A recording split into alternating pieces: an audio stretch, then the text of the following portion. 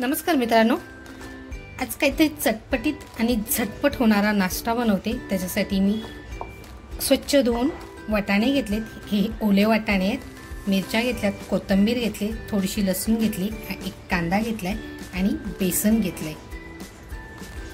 सुरुवात करते आजच्या रेसिपीला। अगोदर आहे ना, वाटाणे, कोथिंबीर, मिरची आणि लसूण बारीक करून घेते मिक्सर मध्ये।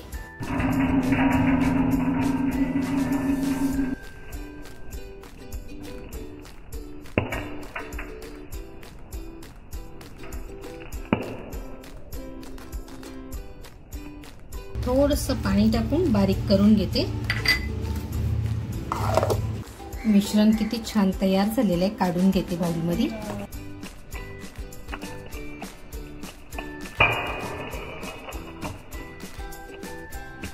बेसन जे घेतलं होतं ते बेसन टाकते।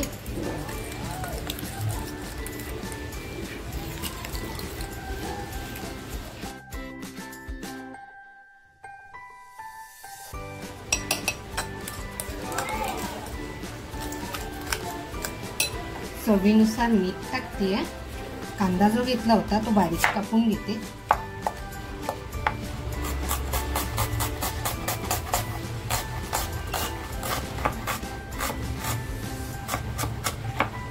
मिश्रणामध्ये कांदा टाकते आणि थोडंसं पातळ करून घेते।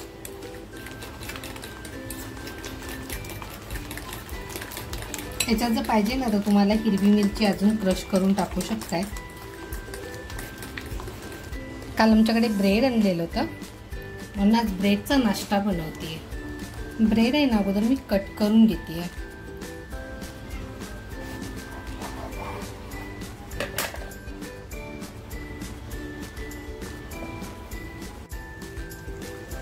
थोडंसं तेल टाकते। तुम्ही हे डीप फ्राय सुद्धा करू शकताय।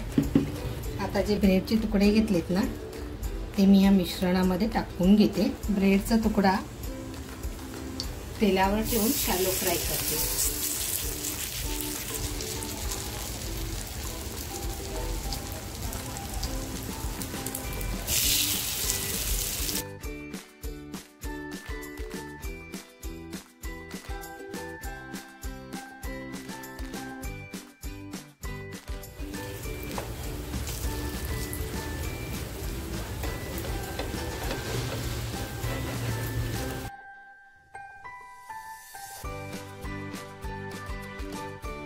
चटपटीत आपले ब्रेड तयार होत आहेत। तोपर्यंत ब्रेड बरोबर चटणी बनवते। त्यासाठी साहित्य घेतले, आंबा घेतलाय, ओलं खोबरं घेतले, मिरची आणि लसूण घेतली। आता हे मी बारीक करून घेते। अगोदर मी लसूण टाकते, मिरची, ओलं खोबरं जे घेतलं होतं ते टाकते,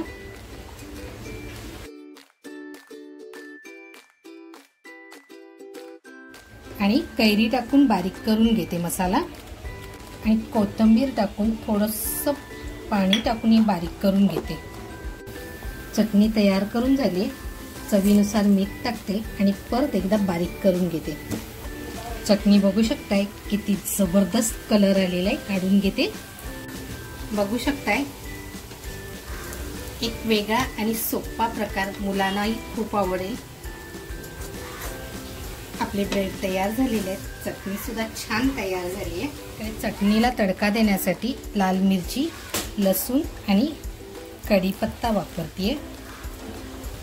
तडका पॅन तापत ठेवला होता। तेल टाकते, राई टाकते, अगोदर थोडंसं जिरं, लसूण, लाल मिरची टाकते, कढीपत्ता घेतला होता तो टाकते। फोडणी छान तडकलेली आहे। हिंग टाकते, थोडासा लाल मसाला टाकून हा तडका ह्या चटणीमध्ये देते।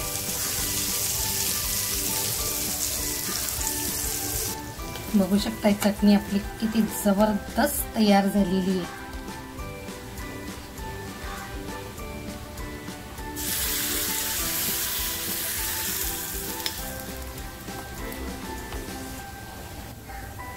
आपले पॅटीस छान तयार झालेले आहेत, काढून घेते.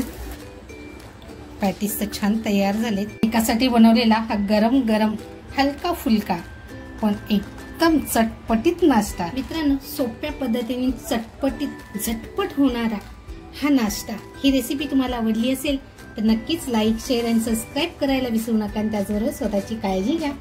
थँक्यू.